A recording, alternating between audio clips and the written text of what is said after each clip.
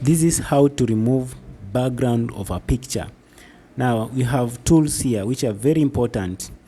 Let me place this picture here so that you see how I'm going to successfully remove the background.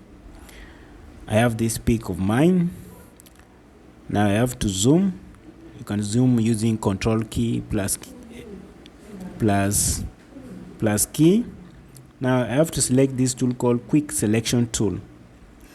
Now you have to move it like that, draw it. It's a quick selection tool which is very important. So you have to select the part you want to crop or to have and remove the background. So you use negative to move those lines along the image. That's how exactly you do it. Make sure you get it well. You move it around the picture.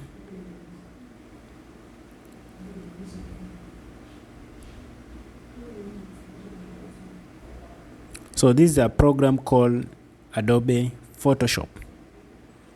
When you're using Adobe Photoshop, you can do a lot with photo editing and a lot of things here.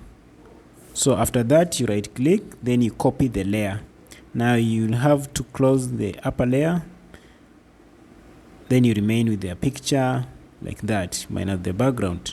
You can still move the background using a move tool, which can enable you now to move the picture to, or you can place this picture to wherever you want.